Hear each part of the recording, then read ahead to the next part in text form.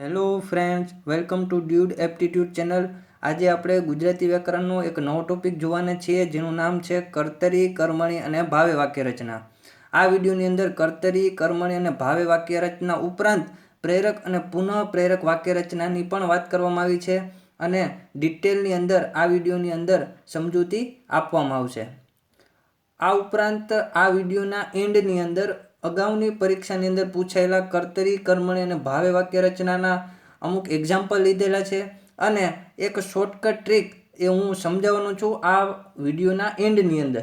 પહેલાં તમને કર્તરી વાક્ય રચના કેને કહેવાય, કર્મણી વાક્ય રચના કેને કહેવાય, એ બધી વાક્ય રચના સમજાવીશ અને ત્યારબાદ એ એક ટ્રીક છે, એ ટ્રીક હું છેલ્લે આ વિડીયોના એન્ડની અંદર જે પરીક્ષાની અંદર કઈ રીતે પ્રશ્ન પૂછાય છે અને એમાં એપ્લાય કરીને બતાવીશ, જેથી તમને ખ્યાલ આવશે કે આ ટ્રીક છે કેટલી તમને ઉપયોગી રહેશે। તો વિડીયોને એન્ડ સુધી ખાસ જોતા રહેજો।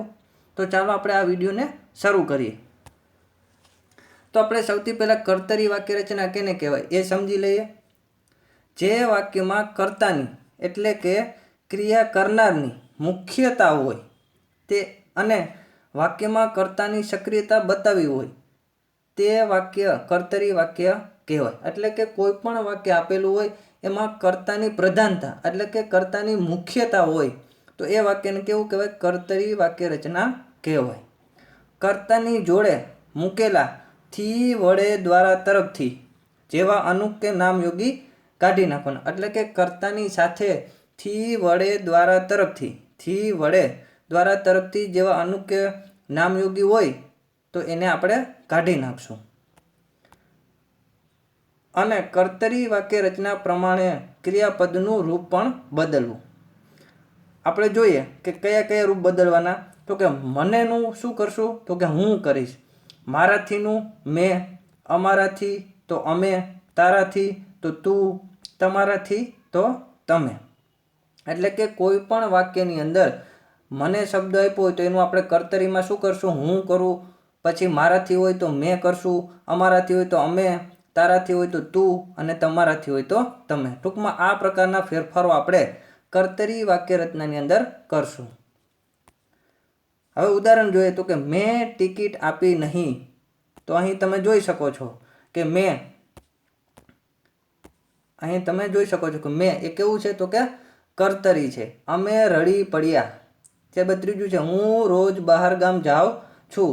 તો અહીં આપણે શું ઉપયોગમાં કર્યું તો કે મેં, અમે અને હું। તો આ શું બતાવે છે તો કે કર્તરી એટલે કે કર્તા તરીકે બતાવે છે અને એની પ્રધાનતા વાક્યની અંદર જોવા મળે છે। એટલે કે આ વાક્યો છે કેવા છે તો કે કર્તરી વાક્ય રચના છે। પછી વાત કરીએ કર્મણી વાક્ય રચના। તો કે જે વાક્યમાં કર્તા કેવો હોય તો કે ગુણ હોય અથવા કર્મ કર્તાને સ્થાને હોય અને વાક્યમાં કર્મની જ મુખ્યતા હોય તો એવી સકર્મક ક્રિયાપદવાળી રચનાને આપણે કેવું કહેશું, કર્મણી વાક્ય રચના કહેશું। કે ભાઈ જે વાક્યની અંદર કર્તા કેવો હોય, ગુણ હોય અને કર્મની પ્રધાનતા હોય તો એવા વાક્યને આપણે શું કહેશું, કર્મણી વાક્ય રચના કહેશું। હવે કર્તાની હારે મૂકેલા થી, વડે, દ્વારા, તરફથી જેવા અનુક કે નામયોગી મૂકવા અને કર્મણી વાક્ય રચના પ્રમાણે ક્રિયાપદનું રૂપ પણ બદલવું। તો ખાસ યાદ રાખવાનું કે ભાઈ કર્તાની સાથે થી, વડે, દ્વારા, તરફથી જેવા અનુક કે નામયોગી મૂકવા અને ક્રિયાપદનું રૂપ પણ કેવું તો કે બદલવું। જ્યારે આપણે કર્તરી વાક્ય રચનાની વાત કરતા હતા ત્યારે આપણે થી, વડે, દ્વારા, તરફથી એવા જે અનુક કે નામયોગી હતા એને આપણે શું કરતા હતા, કાઢી નાખતા હતા। પરંતુ કર્મણી વાક્ય રચનાની અંદર કર્તાની સાથે થી, વડે, દ્વારા, તરફથી જેવા અનુક કે નામયોગી મૂકવાના। ઉદાહરણ જોઈએ તો કર્મણી વાક્ય રચનાની અંદર શું ફેરફાર કરવાના તો કે હું હોય તો શું થશે, મને, મેં હોય તો મારાથી, તમે હોય તો તમારાથી, તું હોય તો તારાથી, અમે હોય તો અમારાથી। તો આ પ્રકારના છે તમારે ફેરફાર કરવાના। શું કરશું તો કે કર્મણી વાક્ય રચનાની અંદર હું હોય તો મને કરશું, મેં હોય તો મારાથી, તમે હોય તો તમારાથી, તું હોય તો તારાથી, અમે હોય તો અમારાથી। ટૂંકમાં આ પ્રકારના ફેરફાર આપણે કર્મણી વાક્ય રચનાની અંદર કરીશું। ઉદાહરણ જોઈએ તો કે મારાથી પુસ્તક લખાયું। તો આપણે શું કર્યું? તો કે મારાથી. તો જો કર્તાની સાથે થી વડે દ્વારા તરફથી જેવા અનુ કે નામ યોગી મૂકવાના, તો આપણે મૂક્યું તો કે હા થી મૂક્યું, મારાથી પુસ્તક લખાયું. પછી શાળા તરફથી સન્માનપત્ર અપાયું, તો શું આવ્યું? તરફથી. જોયું ને, થી વડે દ્વારા તરફથી. પછી સંજયથી લાડુ જમાયો, તો કેનાથી? તો કે કર્તાની સાથે. તો કર્તા કોણ? સંજય. તો કર્તાની સાથે થી વડે દ્વારા તરફથી જેવા અનુ કે નામ યોગી મૂકવાના, તો મૂક્યું તો કે થી. હા, તો આ શું થયું? કર્મણી વાક્ય રચના. અને કર્મની પ્રધાનતા, તો કર્મ શું છે? તો સંજયથી શું જમાયું? તો કે લાડુ જમાયું. તો લાડુ શું છે? કર્મ છે. પછી શાળા તરફથી શું અપાયું? તો કે સન્માનપત્ર અપાયું. તો એ શું થયું? કર્મ થયું. મારાથી શું લખાયું? તો કે પુસ્તક લખાયું. તો પુસ્તક શું થયું? કર્મ થયું. તો આ વાક્ય રચના કર્મણી વાક્ય રચના હતી. ત્રીજી વાક્ય રચનાની વાત કરીએ, ભાવે વાક્ય રચના. તો જે વાક્યમાં કર્તા ક્રિયાનો સહેનાર હોય, એટલું જ નહીં ગૌણ હોય અને સાધનભૂત હોય, કર્મ ન હોય, ખાસ કર્મ ન હોય, તે વાક્યને ભાવે વાક્ય રચનાવાળું કહેવાય. ખાસ યાદ રાખજો કે ભાવે વાક્ય રચનાની અંદર કર્મ હોતું નથી. આ એક શોર્ટકટ ટ્રીક થઈ જશે. જો કે કોઈ એક્ઝામની અંદર તમને એવો પ્રશ્ન પૂછાણો કે નીચેનામાંથી ભાવે વાક્ય રચનાવાળું વાક્ય શોધીને લખો, એટલે કે વાક્ય શોધો. તમને 4 ઓપ્શન આપ્યા હોય, એમાં 3 ઓપ્શન હશે, એ ગમે તે હશે. ધારો કે કર્તરી એક વાક્ય હોય, એક કર્મણી હોય, એક પ્રેરક હોય અને એક ભાવેવાળું હોય. તો આપણને ખબર છે કે ભાઈ કર્તરી હોય, કર્મણી હોય કે પ્રેરક હોય, તો એની અંદર કર્મ આપેલા હશે, પરંતુ ભાવે વાક્યની અંદર કર્મ આપેલું નહીં હોય. તો તમે ડાયરેક્ટ કહી શકશો કે આ વાક્ય છે એ ભાવે વાક્ય રચના છે. એટલે કે જે વાક્યની અંદર કર્મ નહીં હોય તે વાક્ય થશે ભાવે વાક્ય રચના. ખાસ યાદ રાખજો, ભાવે રચનામાં ક્રિયાપદ અકર્મક હોય છે. આપેલ વાક્યનું ભાવે રચનામાં પરિવર્તન કરતી વેળાએ આપેલ કર્તરી વાક્યનો કર્તા થી અનુ કે વડે નામયોગી લે છે. ખાસ યાદ રાખજો કે ભાઈ આપણે કોઈ પણ વાક્યનું ભાવે એટલે કે કર્તરીનું જો ભાવેમાં રૂપાંતર કરતા હોય તો કર્તાની સાથે થી અને વડે અનુ કે નામયોગી લાગે છે. ઉદાહરણ જોઈએ કે મારાથી હોટલમાં રહેવા જવાયું. તો તમે જુઓ કે મારાથી, તો કર્તાની સાથે થી લાગ્યું અને અહીંયા વાક્યની અંદર કર્મ આપેલું નથી. તો કર્મ શોધવા માટે આપણે શું કરીએ? તો કે શું અને કોને દ્વારા પ્રશ્ન પૂછો વાક્યને, તો જવાબમાં જે મળે એ તમને એ મળશે કર્મ. તો વાક્યને શું વડે પ્રશ્ન પૂછો, તો મારાથી ક્યાં રહેવા જવાયું એવો પ્રશ્ન થશે. તો કે હોટલમાં. તો ક્યાં વડે એવું પ્રશ્ન નથી પૂછવાનો, શું વડે પ્રશ્ન પૂછવાનો. તો શું વડે આ વાક્યને કઈ રીતે પ્રશ્ન પૂછો? તો કે પ્રશ્ન પૂછાતો નથી. વિનુથી અવાયું હતું. વિનુથી અવાયું હતું. તો અહીંયા શું અથવા કોને વડે પ્રશ્ન પૂછો, તો પ્રશ્ન પૂછી શકાય? તો કે નથી પૂછી શકાતું. શું વડે શું પ્રશ્ન પૂછો? વિનુથી શું અવાયું હતું એવો પ્રશ્ન તો કે ના પૂછી શકાય. કોને? તો વિનુથી અથવા તો કોનાથી અવાયું હતું. બરાબર. તો કોનાથી નહીં, પરંતુ કોને વડે પ્રશ્ન પૂછવાનો, તો એ પણ બંધ બેસતું નથી. તો આમાં કર્મ છે નહીં.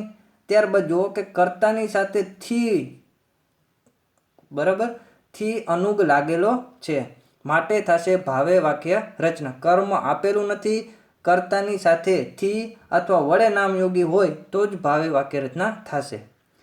પછી ત્રીજું છે એટલામાં કરીનાથી આવી જવાયું. તો જુઓ કરીનાથી, બરાબર, એટલે કે થી પ્રત્યે લાગેલો છે અને કર્મ આપેલું નથી. તો આ હતી ભાવે વાક્ય રચના. હવે વાત કરીએ કે ટ્રાન્ઝેક્શન, કે જે પરીક્ષાની અંદર પૂછાય છે કે ભાઈ કર્તરીનું કર્મણીમાં રૂપાંતર કરો અને નીચે 4 ઓપ્શન આપેલા હશે. તો જુઓ રવિએ લાંચ લીધી. રવિએ લાંચ લીધી. તો કર્તરીમાં થી વડે દ્વારા તરફથી જેવા અનુ કે નામયોગી આવતા નથી. તો જો આપ્યું તો કે નથી આપેલું. બરાબર. તો કે આ વાક્ય રચના કેવી છે? કર્તરી છે. રવિએ લાંચ લીધી. એનું કર્મણીમાં રૂપાંતર કઈ રીતે થશે તો કે રવિ દ્વારા લાંચ લેવાઈ. તો આપણને ખબર છે, આપણને શું ખબર છે તો કે કર્મણીમાં ફેરફાર કરતી વખતે થી વડે દ્વારા તરફથી જવાનું કે નામયોગી મૂકવાના. તો આપણે મૂક્યું તો કે હા, દ્વારા મૂક્યું, રવિ દ્વારા લાંચ લેવાઈ. અને ક્રિયાપદમાં કેવું તો કે અનુરૂપ ફેરફાર કરવો. તો અહીં લીધીનું શું થઈ ગયું? લેવાઈ. બીજું જોઈએ, અમરે બધા પ્રયત્નો કર્યા. તો અમરે બધા પ્રયત્નો કર્યા. તો અમર એ શું થયું? એક કર્તા છે અને વાક્યમાં કર્તાની પ્રધાનતા છે, માટે આ વાક્ય છે કર્તરી. તો એનું કર્મણીમાં રૂપાંતર કરતી વખતે શું કરશું તો કે કર્તાની સાથે થી વડે દ્વારા તરફથી બંધ બેસતું કોઈ પણ એ છે આપણે અનુ કે નામયોગી મૂકશું. તો અમર તરફથી, જો આપણે શું મૂક્યું? તરફથી. તો અમર તરફથી બધા પ્રયત્નો કરાયા. અહીંયા કર્યા હતું એનું શું થઈ ગયું? કરાયા. એટલે ક્રિયાપદમાં અનુરૂપ ફેરફાર કર્યો. ત્યારબાદ ત્રીજું છે હું સ્ટેશને ગયો. હું સ્ટેશને ગયો એનું કર્મણી શું થશે? તો જુઓ, આપણે વાત કરી હતી કે કર્તરીનું કર્મણીમાં રૂપાંતર કરવું હોય તો હુંનું શું થઈ જશે? મને. હુંનું મારાથી થઈ ગયું. બરાબર? તો એ રીતે ટ્રાન્ઝેક્શન આપણે અગાઉ જોયા હતા. જોઈ લ્યો કે હું હોય તો મને, મેં હોય તો મારાથી, તમે હોય તો તમારાથી, તું હોય તો તારાથી, અમે હોય તો અમારાથી. તો હુંનું શું થઈ ગયું? મને. હુંનું મને કર્મણીમાં ખાસ યાદ રાખજો. તો હુંનું અહીંયા મને થાય, પરંતુ જો હું સ્ટેશને ગયો તો મને સ્ટેશને એવું થશે નહીં, પરંતુ આપણે શું કરશું તો કે મારાથી સ્ટેશન પર જવાયું. ખાસ યાદ રાખજો, મારાથી સ્ટેશન પર જવાયું. થી અનુગ લાગ્યો છે અને ગયોનું શું થઈ ગયું? જવાયું. ત્યારબાદ કર્મણીનું કર્તરીમાં જોઈએ આપણે ટ્રાન્ઝેક્શન. તો મારા વડે ભૂલ પકડાઈ. તો મારા વડે, તો જુઓ વડે આપણે જોયું ને કે ભાઈ કર્તાની સાથે થી વડે દ્વારા તરફથી અનુ કે નામયોગી લાગ્યા હોય તો એ વાક્ય રચના થશે કર્મણી. તો મારા વડે ભૂલ પકડાઈ. તો મારા, બરાબર, મારાનું શું થઈ જશે? મેં. તો મેં ભૂલ પકડી. બરાબર. પછી ગોપીથી ગીત ગવાય છે. ગોપીથી ગીત ગવાય છે. તો જો કર્તાની સાથે થી વડે દ્વારા તરફથી માંથી શું મૂક્યું? થી મૂક્યું. શું ગવાય છે તો કે ગીત ગવાય છે. કર્મ આપેલું છે અને કર્મની પ્રધાનતા છે, માટે વાક્ય રચના કર્મણી છે. હવે એનું કર્તરી કરવું હોય તો શું કરવાનું તો કે થી વડે દ્વારા તરફથી એમાંથી જે પણ કંઈ આપ્યું હોય તો એને આપણે કાઢી નાખશું. તો થી છે એને આપણે કાઢી નાખશું. ગોપી ગીત ગાય છે. અહીંયા ગવાય છે તો એનું અનુરૂપ આપણે શું કરવાનું તો કે ક્રિયાપદમાં ફેરફાર કર્યો. ગીત ગાય છે. અહીંયા ગવાય છે, અહીંયા ગાય છે. ત્રીજું છે મારાથી તારી વાત સમજી શકાતી નથી. મારાથી તારી વાત સમજી શકાતી નથી. તો જો મારાથી, બરાબર, તો આપણે શું આગળ હમણાં જ વાત કરી હતી કે મારાથી હોય તો એનું કર્તરીમાં શું થઈ જશે તો કે હું થઈ જશે. તો હું પછી થી વડે દ્વારા તરફથી હોય તો એને કાઢી નાખવાના. તો કે કાઢી નાખ્યું. તારી વાત સમજી શકતો નથી. અહીંયા શકાતી નથી. અહીંયા ક્રિયાપદનું અનુરૂપ ફેરફાર શું થયું તો કે હું તારી વાત સમજી શકતો નથી. હવે કર્તરીનું ભાવેની વાત કરીએ તો રાજુ હસ્યો. કર્તરી વાક્ય રચના છે કે રાજુ હસ્યો. રાજુ મુખ્ય છે એટલે કે કર્તા છે. તો એનું ભાવેમાં શું થયું તો કે ભાવે વાક્ય રચનાની અંદર ફેરફાર કરતી વખતે થી અને વડે અનુ કે નામયોગી મૂકવાના છે, દ્વારા કે તરફથી મૂકવાના નથી. ખાસ યાદ રાખજો કે કર્તરીનું ભાવેમાં રૂપાંતર કરતી વખતે કર્તાની સાથે થી અને વડે જ મૂકવાનું છે, દ્વારા કે તરફથી મૂકવાનું નથી. તો રાજુથી હસાયું, સોરી અહીંયા જ છે પરંતુ શું કરવાનું? હસાયું. રાજુથી હસાયું. પછી વાત કરીએ કે કનુભાઈ છૂટી ગયા. કનુભાઈ છૂટી ગયા. તો એનું ભાવે વાક્ય રચના શું થશે તો કે કનુભાઈથી. જો કર્તાની સાથે થી કે વડે મૂકવાનું છે તો આપણે શું મૂક્યું? થી. તો કનુભાઈથી છૂટી જવાયું. અહીંયા ગયા હતા એનું અનુરૂપ ક્રિયાપદમાં ફેરફાર શું થયું તો કે છૂટી જવાયું. આલિયા ખડખડાટ હસી. તો આલિયાથી જો આપણે કર્તાની સાથે અનુરૂપ થી વડેમાંથી શું મૂક્યું તો કે થી. ખડખડાટ હસાયું, ક્રિયાપદમાં ફેરફાર, હસાયું, અહીંયા હસીએ તો એનું શું થઈ ગયું હસાયું. એટલે કે ક્રિયાપદમાં વાક્યને અનુરૂપ ફેરફાર કરવાનો છે. પ્રેરક વાક્ય રચના, તો જે વાક્યના ક્રિયાપદમાં ક્રિયા કરવા માટે પ્રેરવાનો અર્થ કે ભાવ હોય ત્યારે તે વાક્ય રચનાને પ્રેરક વાક્ય રચના કહેવાય. જે વાક્યના ક્રિયાપદમાં ક્રિયા કરવા માટે પ્રેરવાનો અર્થ કે ભાવ હોય ત્યારે તે વાક્ય રચનાને કેવી કહેવાશે? પ્રેરક વાક્ય રચના કહેવાશે.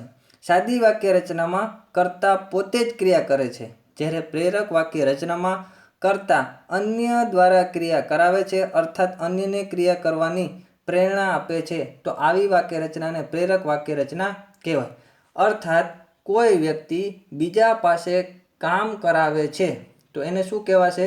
પ્રેરક વાક્ય રચના કહેવાશે. એટલે કે કોઈ વ્યક્તિ બીજી વ્યક્તિને કોઈ કામ કરવા માટે પ્રેરણા આપે છે અથવા તો પ્રેરે છે તો એવી વાક્ય રચનાને પ્રેરક વાક્ય રચના કહેવાશે. ટૂંકમાં એક વ્યક્તિ બીજા વ્યક્તિ પાસે કામ કરાવે તો એ વાક્ય રચનાને પ્રેરક વાક્ય રચના કહેવાશે. ઉદાહરણ જોઈએ તો કે કરીના શેફ પાસે પોતું કરાવે છે. મેં કીધું ને કે એક વ્યક્તિ બીજી વ્યક્તિ પાસે કામ કરાવે તો કરીના એના પતિ શેફ પાસે પોતું કરાવે છે. એટલે કે કરીના શેફ પાસે કામ કરાવે છે તો એ વાક્ય થશે પ્રેરક વાક્ય રચના. સંજયે મને કસરત કરાવી, તો સંજયે મને શું કરાવી તો કે કસરત કરાવી. એટલે સંજયે મારી પાસે કસરતનું કામ કરાવ્યું. તો આ વાક્ય રચના થશે પ્રેરક, કે મને કસરત કરવા માટે પ્રેરણા આપી અથવા તો પ્રેરો કે ભાઈ તું કસરત કર. તો સંજયે મને કસરત કરાવી. તો આ વાક્ય રચના થશે પ્રેરક વાક્ય રચના. છોકરાઓએ ગુજરાતીના શિક્ષક પાસે વાર્તા કહેવડાવી. તો શું થયું તો કે છોકરાઓએ શિક્ષકને પ્રેરણા આપી અથવા તો પ્રેરા કે ભાઈ અમને વાર્તા કહો. તો આ વાક્ય રચના કેવી થશે? પ્રેરક વાક્ય રચના. એટલે કે એક વ્યક્તિ બીજી વ્યક્તિ પાસે કામ કરાવે છે, પ્રેરણા આપે છે અથવા તો એને પ્રેરે છે કે ભાઈ તું આ કામ કર. તો એ વાક્ય રચના થશે પ્રેરક વાક્ય રચના. હવે વાત કરીએ કર્તરીનું પ્રેરક કઈ રીતે થાય. તો ઉદાહરણ જોઈએ કે હાથીએ પગ મૂક્યો. હાથીએ પગ મૂક્યો તો એનું પ્રેરક. તો હવે શું થયું તો કે હાથીને આપણે પ્રેરવો પડશે કે ભાઈ તું પગ મૂક. તો કોઈક પ્રેરણા આપવાવાળું તો હોવું જોઈએ ને વાક્યની અંદર. તો શું આપણે ઉમેરી દીધું કે મહાવતે હાથી પાસે પગ મુકાવ્યો. આ મહાવત આપણે એક એક્સ્ટ્રા વ્યક્તિત્વ મૂક્યું કે ભાઈ કોક તો હોવું જોઈએ ને પ્રેરણા આપવાવાળું, કોક વ્યક્તિ વાક્યની અંદર હોવું જોઈએ. જ્યારે આ વાક્યની અંદર કશું જ એવું પ્રેરણા આપનાર છે નહીં તો આપણે ઉમેરી દીધું કે મહાવતે હાથી પાસે પગ મુકાવ્યો. એવું જરૂરી નથી કે મહાવત જ હાથી પાસે પગ મુકાવે. ગમે તે વ્યક્તિ હાથી પાસે પગ મુકાવી શકે છે. તો અહીંયા તમે ગમે તે કર્તા તરીકે મૂકી શકો. જેમ કે સંજયે હાથી પાસે પગ મુકાવ્યો, વિજયે હાથી પાસે પગ મુકાવ્યો. એ રીતે કોઈ પણ તમે નામ છે એ મૂકી શકો છો. બીજું છે હું પત્ર લખું છું. તો હું પત્ર લખું છું તો મને પત્ર લખવા માટે પ્રેરનાર કોક વ્યક્તિ વાક્યની અંદર હોય તો જ એ શું થશે?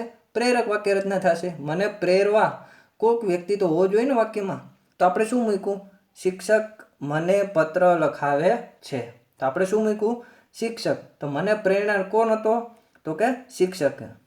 પછી પાયલ હસે છે. પાયલ હસે છે.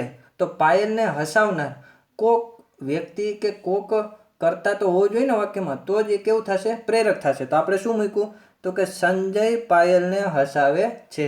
અથવા તો એના પિતા એટલે કે પિતાજી પાયલને હસાવે છે, માતા પાયલને હસાવે છે, પછી વિજય પાયલને હસાવે છે. ગમે તે અહીંયા તમે છે એ કરતા એટલે કે પ્રેરનાર તરીકે મૂકી શકો છો કે જે બીજી વ્યક્તિને છે એ કોઈ કામ કરવા માટે પ્રેરે. પુનઃ પ્રેરકની વાત કરીએ કે જે રચના પ્રેરક કર્તાને પણ ક્રિયા કરવા માટે પ્રેરનાર કર્તા ઉપસ્થિત હોય ત્યારે પુનઃ પ્રેરક રચના બને છે. જે રચના પ્રેરક કર્તાને પણ ક્રિયા માટે પ્રેરનાર કર્તા ઉપસ્થિત હોય ત્યારે તે કેવું તો કે પુનઃ પ્રેરક રચના બને છે. એટલે કે આપણે પ્રેરક વાક્ય રચના જોયું કે કોઈ જે વ્યક્તિ છે બરાબર, કોઈ પ્રેરનાર વ્યક્તિ એ બીજી વ્યક્તિ પાસે કામ કરાવે છે તો એ પ્રેરક થયું. પરંતુ હવે શું, તો કે પ્રેરક એટલે કે જે પ્રેરનાર છે એને પણ કોઈ સંદેશો આપે કે તું નીચલા માણસ પાસેથી કામ કરાવ, તો એ કેવું થશે, પુનઃ પ્રેરક વાક્યરચના. જેમ કે આપણે વાત કરીએ કંપનીનો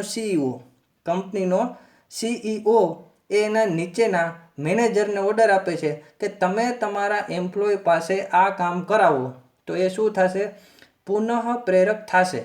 જ્યારે મેનેજર છે એ એમ્પ્લોય પાસે કામ કરાવે તો એ થશે પ્રેરક. પરંતુ CEO મેનેજરને કોઈ પણ કામ સોંપે અને એ એમ્પ્લોય પાસે કામ કરાવે તો એ થશે પુનઃ પ્રેરક, એટલે કે ટ્રિપલ વ્યક્તિત્વ થશે. હવે જોઈએ કે વાલીના સૂચનથી શિક્ષકે વિદ્યાર્થીને વ્યાખ્યાન લખાવડાવ્યું. તો જો શિક્ષકે વિદ્યાર્થીને વ્યાખ્યાન લખવા માટે પ્રેર્યો, પરંતુ કેના સૂચનથી, તો કે વાલીના સૂચનથી. એટલે કે હજી પણ એક ઓર્ડર આપેલો હતો કે ભાઈ વાલીના સૂચનથી શિક્ષકે વિદ્યાર્થીને વ્યાખ્યાન લખાવડાવ્યું. તો આ શું થયું, પુનઃ પ્રેરક થયું કે શિક્ષકે વિદ્યાર્થીને વ્યાખ્યાન લખવા માટે પ્રેર્યા, પરંતુ કેના ઓર્ડરથી, તો કે વાલીના ઓર્ડરથી. તો પ્રેરકનું શું થયું, પુનઃ પ્રેરક થયું. શિક્ષકના કહેવાથી મોટી બેને વૃંદાને પુસ્તક વંચાવ્યું. તો પહેલાં શું થયું, તો કે મોટી બેને વૃંદાને પુસ્તક વંચાવ્યું, તો એ શું થયું, પ્રેરક થયું. પરંતુ કેના, તો કે શિક્ષકના કહેવાથી. બરાબર, મેઇન ઓર્ડર આપનાર કોણ, શિક્ષક. તો શિક્ષકના કહેવાથી પછી મોટી બેને વૃંદાને પુસ્તક વંચાવ્યું, તો આ થશે પુનઃ પ્રેરક વાક્ય રચના. હવે જુઓ, કર્તરી, કર્મણી, પ્રેરક અને પુનઃ પ્રેરક એની અંદર કેવા કેવા ફેરફારો થાય. જો ભાવે એટલા માટે નથી લખ્યું કે ભાવેમાં કર્મ હોતું નથી.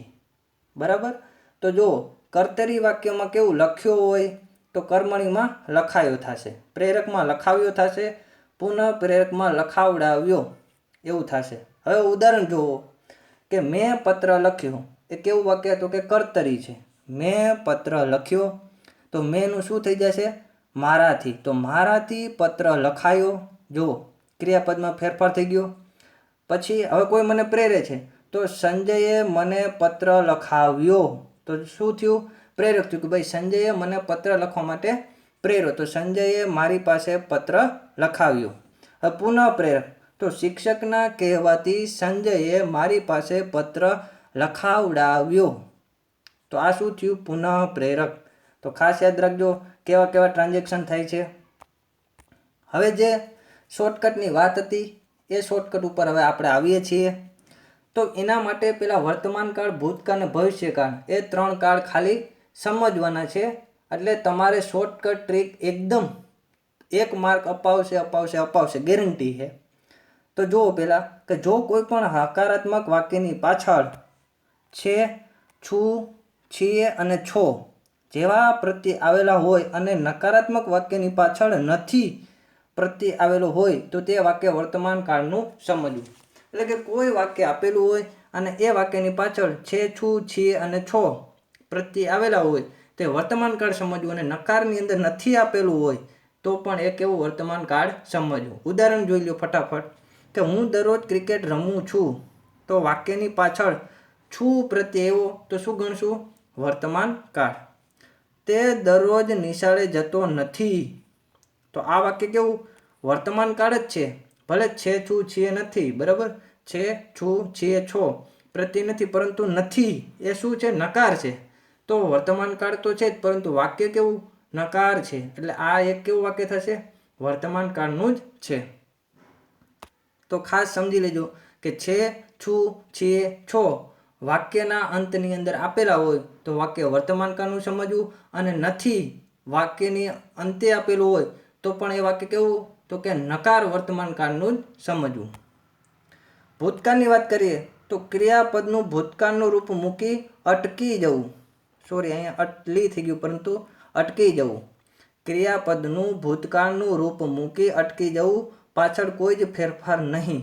તો ઉદાહરણ જોઈએ, મેં પાણી પીધું, તો પીધું એ શું છે, તો કે ભૂતકાળનું રૂપ છે.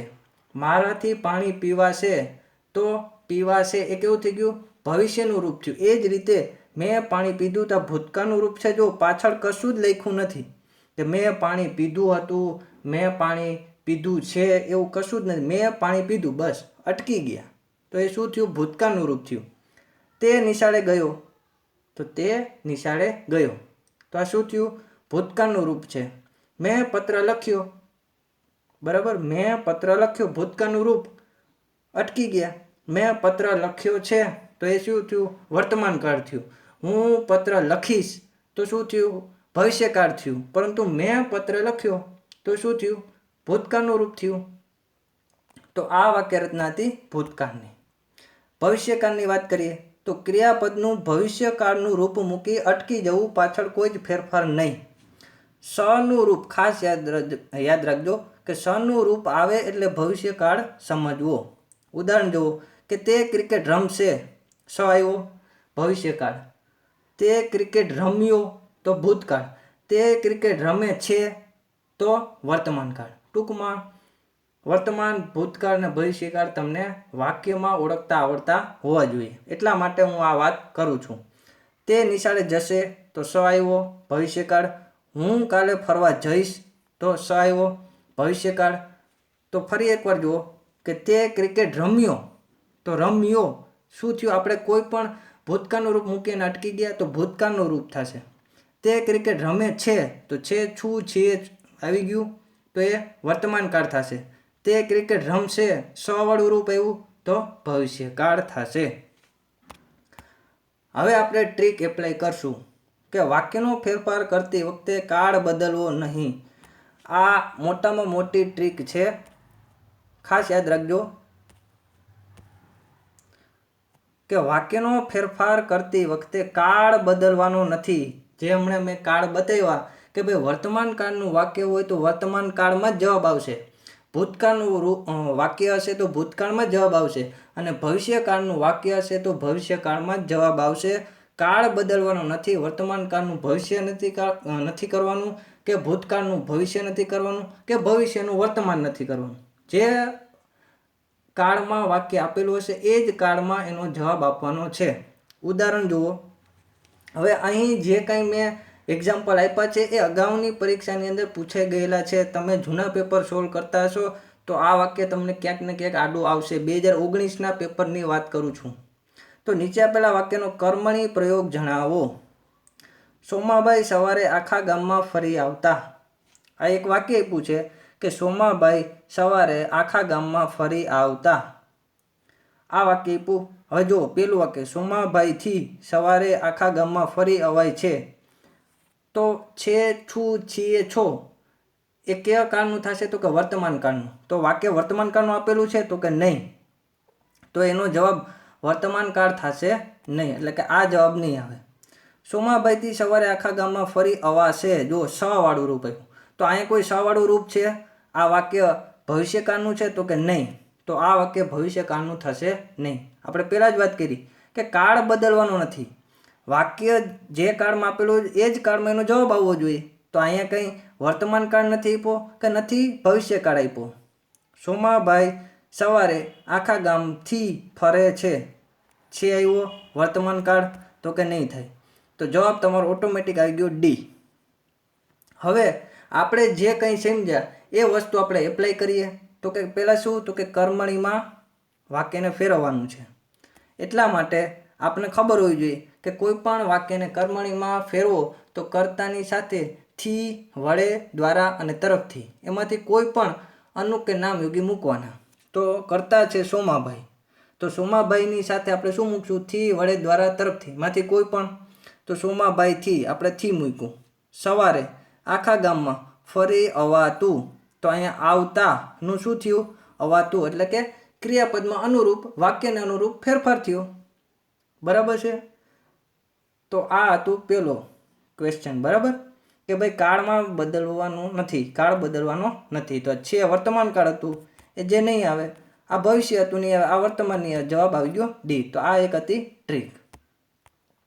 બીજી વાત કરીએ કે નીચે આપેલા વાક્યનો યોગ્ય કર્તરી પ્રયોગ જણાવો. તો હવે આ વાક્યનો આપણે કર્તરી કરીને બતાવવાનું. જોઈએ આપણે કે શિવશંકર દ્વારા ગોખલામાંથી પાનની ચમચી લેવાઈ. શિવશંકર દ્વારા ગોખલામાંથી પાનની ચમચી લેવાઈ. આનું આપણે કર્તરી કરવાનું છે. તો કર્તરી વાક્ય રચનાની અંદર પહેલાં તો આપણે કાળની રીતે જોઈએ કે શિવશંકર દ્વારા ગોખલામાંથી પાનની ચમચી લેવાઈ. હવે આપણે જુઓ કે આ કાળ છે એ ભૂતકાળ છે, બરાબર. તો આપણે એને ભૂતકાળમાં જ છે આનો જવાબ દેવાનો છે. તો શિવશંકર ગોખલામાંથી પાનની ચમચી લીધી. શિવશંકર, તો આ વાક્ય અનુરૂપ બેસતું નથી. જુઓ, શિવશંકર ગોખલામાંથી પાનની ચમચી લીધી, તો આ વાક્ય બંધ બેસતું નથી. શિવશંકર ગોખલામાંથી પાનની ચમચી લેશે, તો આ કંઈ ભવિષ્યમાં આપ્યું છે તો કે નહીં. તો આ વાક્ય ભવિષ્યમાં આપેલું છે એટલે કે કાળ બદલ્યું, તો આપણે કાળ બદલવાનો નથી. તો લેશે ભવિષ્યકાળ નહીં આવે. શિવશંકર ગોખલામાંથી પાનની ચમચી લે છે, તો અહીંયા જુઓ વર્તમાનમાં છે, પાછળ કોઈ છે, છું, છીએ, છો નથી, બરાબર. એટલે કે અહીંયા છે આપેલું એટલે વર્તમાન છે, તો એ જવાબ આવશે નહીં. જવાબ આવશે ડી, કે શિવશંકરે ગોખલામાંથી પાનની ચમચી લીધી. તો આપણે કર્તરી કરવાનું. તો અહીં જુઓ પેલું વાક્ય અને છેલ્લું વાક્ય સેમ જ છે, પરંતુ અહીં શિવશંકર આપેલું છે અને અહીં શિવશંકરે આપ્યું છે. એટલા માટે આ જવાબ છે વધારે બંધ બેસતો છે કે ભાઈ શિવશંકરે ગોખલામાંથી પાનની ચમચી લીધી. એટલે કર્તા યોગ્યનું રૂપ આપ્યું છે, કર્તાનું યોગ્ય રૂપ આપ્યું છે શિવશંકર. અહીંયા ખાલી શિવશંકર જ આપ્યું કે શિવશંકર ગોખલામાંથી પાનની ચમચી લીધી, તો વાક્ય બંધ બેસતું નથી. હવે આપણે સમજવાની રીતે જોઈએ કે ભાઈ કર્તરી કરવું હોય તો થી વડે દ્વારા તરફથી જેવા અનુકૂળ નામ યોગ્ય કાઢી નાખવાના.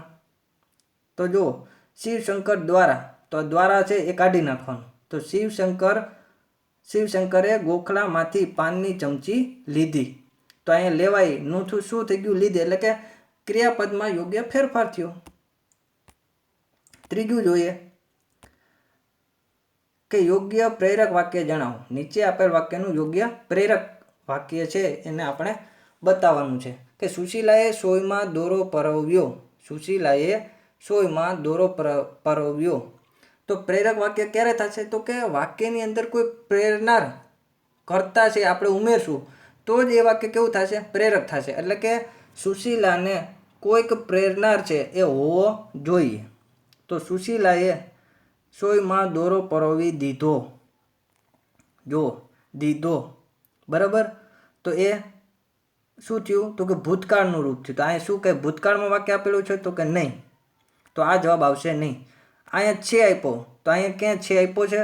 વાક્ય જો કે સુશીલાએ સોયમાં દોરો પરોવ્યો છે, તો આ વાક્ય આવે. પરંતુ અહીંયા છે આપેલું નથી, એટલે કે વર્તમાન કાળમાં વાક્ય આપેલું નથી, તો જવાબ પણ વર્તમાન કાળમાં થશે નહીં. સુશીલા પાસે સોયમાં દોરો પરોવાશે. જો ભવિષ્યકાળની વાત કરી તો અહીં શું કે ભવિષ્યકાળ આપેલો છે, અહીંયા સવાળું રૂપ આપેલું છે, તો કે નથી આપેલું, તો જવાબ પણ ભવિષ્યકાળમાં થશે નહીં. હજી એકવાર યાદ રાખજો કે જે કાળમાં વાક્ય આપેલું છે એ જ કાળમાં જવાબ આપવાનો છે. સુશીલા પાસે સોયમાં દોરો પરોવડાવ્યો, તો આ જવાબ છે એ બંધ બેસતો છે. હવે આપણે સમજી લઈએ કે કઈ રીતે જવાબ આવ્યો. તો જો પ્રેરનાર, એક તો પ્રેરક કીધું એટલે પ્રેરનાર તો હોવો જોઈએ વાક્યમાં. તો પેલું જો સુશીલાએ સોયમાં દોરો પરોવી દીધો, તો એ સુશીલાએ પરોવ્યો છે, બરાબર. કોઈએ પ્રેરવાની વાત આમાં કરવામાં આવેલી નથી, એટલે આ જવાબ નહીં આવે. સુશીલા પાસે સોયમાં દોરો પરોવડાવે છે. સુશીલા પાસે સોયમાં દોરો પરોવડાવે છે, પણ કોણ? તો એની કોઈ વાત કરેલી નથી. સુશીલા પાસે સોયમાં દોરો પરોવાશે, તો આ જવાબ નહીં આવે.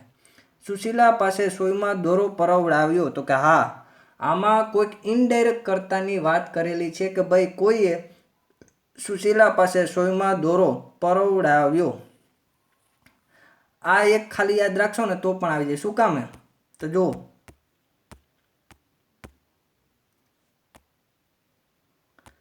આ પ્રેરક થશે. પરોવડાવ્યો, જો એવી રીતે લખાવ્યો, કામ કરાવ્યું, તો એ થશે પ્રેરક. તો આ તમને ખબર હોય તો પણ તમારું કામ થઈ જશે. પછી વાત કરીએ કે તારો બાપ પોક મૂકીને રડે છે. આનું કર્મણી વાક્ય રચના કરવાનું છે. તો વાક્ય જુઓ છે તો કયો કાળ થશે? વર્તમાન કાળ. તો વાક્ય વર્તમાન કાળમાં આપેલું છે કે તારો બાપ પોક મૂકીને રડે છે, તો જવાબ કેમાં આવશે ફટાફટ? તો કે વર્તમાન કાળમાં. તો જુઓ પેલું વાક્ય તારાથી બાપ પોક મૂકીને રડાય છે, તો કર્મણીમાં શું હોય તો કે કર્તાની સાથે થી વડે દ્વારા તરફથી જેવા અનુ કે નામ યોગી મૂકવાના. તો તારાથી બાપ પોક મૂકીને રડાય છે બંધ બેસતું નથી. પછી જુઓ બીજું, તારા બાપથી પોક મૂકીને રડાય છે, તો કે હા, જવાબ સાચો છે. તારા બાપથી, બરાબર, તો બાપથી એટલે કે કર્તાની સાથે થી મૂકેલું છે અને વાક્ય એકદમ બંધ બેસતું છે, માટે જવાબ થશે બી. પછી જો સી, કે તારા બાપથી પોક મૂકીને રડાયું, જો અહીંયા છે એટલે કે વર્તમાન છે. જવાબ આ ભૂતકાળમાં થાય તો કે ન થાય, કાળ બદલવાનું નથી. રડાયું એ ભૂતકાળ છે. પછી તારા બાપથી પોક મૂકીને રડાશે, ભવિષ્યકાળ આપ્યું, સ છે તો અહીંયા વર્તમાન છે, અહીંયા ભવિષ્ય છે, તો જવાબ ભવિષ્યમાં આવશે નહીં. તો તમારી ટ્રીક એકદમ કામ કરે છે, તો કે હા, કે ભાઈ વર્તમાન કાળનો જવાબ વર્તમાનમાં જ આવશે, ભૂતકાળનો જવાબ ભૂતકાળમાં અને ભવિષ્યકાળનો જવાબ ભવિષ્યકાળમાં. હજી એક જુઓ કે બાબુભાઈ વડે પોલીસને પગાર ચૂકવાય છે, એનું શું કરવાનું? કર્તરી કરવાનું.